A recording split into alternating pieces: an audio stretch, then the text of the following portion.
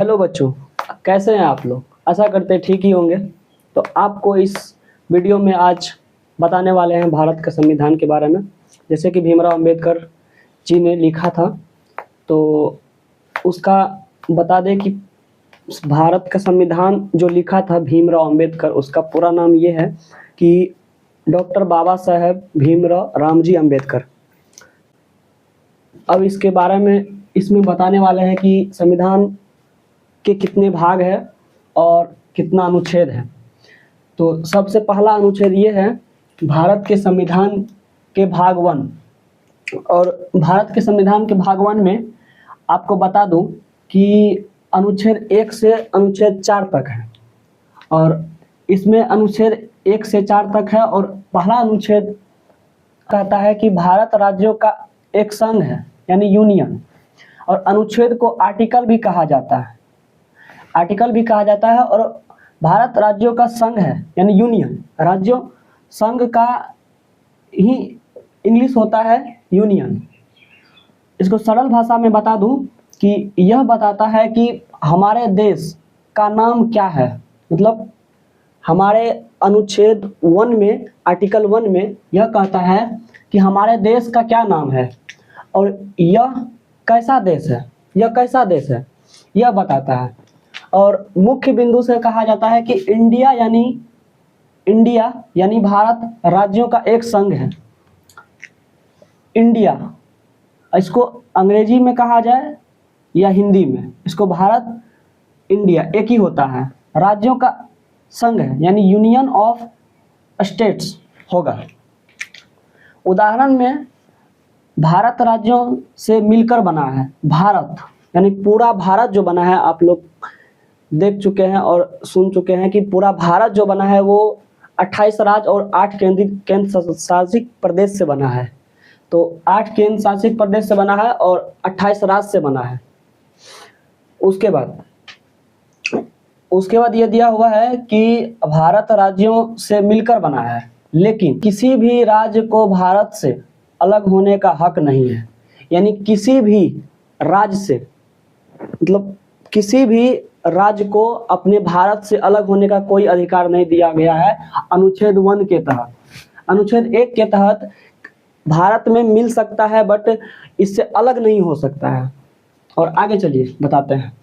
अनुच्छेद 2 नए राज्य का प्रवेश, यानी पूरा भारत में 28 राज्य है, तो कोई भी राज्य इसमें मिलना चाहता है तो इस भारत में मिलने का अधिकार देता है, प्रवेश करने का अधिकार अनुच्छेद 2 देता है। एक नए राज्य का प्रवेश, सरल भाषा में बता दें कि अगर भारत के बाहर का कोई हिस्सा, यानी भारत के बाहर का कोई भी हिस्सा, जैसे कोई विदेशी क्षेत्र, मतलब कोई भी विदेशी भारत से अलग विदेश, जैसे कि आपसे नेपाल से कोई राज्य जुड़ना चाहता है, या भारत से कोई भी विदेशी अमेरिका, ऑस्ट्रेलिया, ये सब जुड़ना चाहता है तो भारत से जुड़ सकता है, शामिल हो सकता है। चाहे वो संसद उसे शामिल कर सकती है, संसद इसे शामिल कर सकती है, इसको स्वीकार कर सकती है। उदाहरण में जैसे 1975 में सिक्किम भारत से शामिल हुआ था। 1975 में 1975 में सिक्किम का भारत से शामिल हुआ था, तो 1975 में हुआ था। तो आगे चलते हैं, बताते हैं। आशा करते हैं आप लोग समझते जाते होंगे।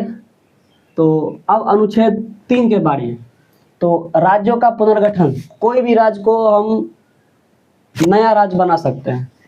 जैसे कि सरल भाषा में इसको बता दें कि यह सांसद को शक्ति देता है कि वह वर्तमान राज्यों की सीमाओं को बदल सके। तो कोई भी राज्य है उसका सीमा बदल सकता है, ये अनुच्छेद 3 बताता है।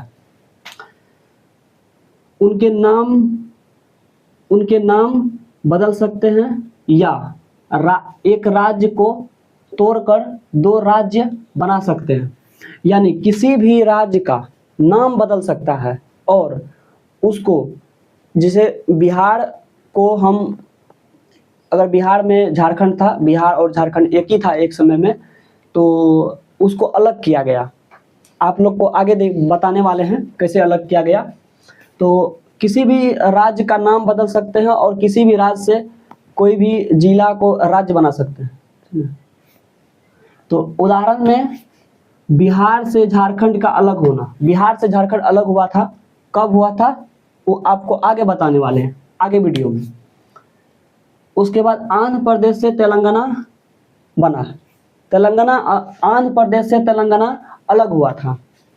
इसके लिए उस राज्य की अनुमति अनिवार्य नहीं है। जैसे कि भारत, जैसे बिहार से जो अलग हुआ था झारखंड, इसका जरूरी नहीं है कि ये झारखंड से बिहार से कोई अनुमति लेगा। इसका झारखंड जो है बिहार से कोई अनुमति नहीं लेगा, क्योंकि इससे उससे कोई मतलब नहीं है। इसका जो फैसला जो है वो संसद खुद देता है, सांसद नहीं, संसद भवन होता है, एमपी होता है। इसका फैसला संसद खुद करता है। उसके बाद अनुच्छेद 4, प्रक्रिया की सरलता। थोड़ा हिचकिचा जाते हैं, फर्स्ट बार है ना, इसीलिए। प्रक्रिया की सरलता, सरल भाषा में इसे आर्टिकल 2 और आर्टिकल 3, अनुच्छेद 2 और अनुच्छेद 3 के तहत किए गए बदलाव को संविधान संशोधन आर्टिकल 368 नहीं माना जाएगा। यानी इसका मतलब ये हुआ, अनुच्छेद 2 और अनुच्छेद 3 के तहत किए गए बदलाव को संविधान संशोधन 368 नहीं माना जाएगा, उसको मान ही नहीं सकता है। अनुच्छेद 368 में ये कहा गया है और इसे साधारण बहुमत से किया जा सकता है। यानी अनुच्छेद 4 में यह कहता है कि साधारण बहुमत से किया जा सकता है, बट ये अनुच्छेद 3 और अनुच्छेद 2 के तहत जो किया गया बदलाव किया गया है, इसको 368 के तहत नहीं माना जाएगा, बट इसको साधारण बहुमत से बदलाव किया जा सकता है। आशा करते हैं आप लोग समझ गए होंगे। तो इस वीडियो को यहीं एंड करते हैं। जय हिंद, जय भारत।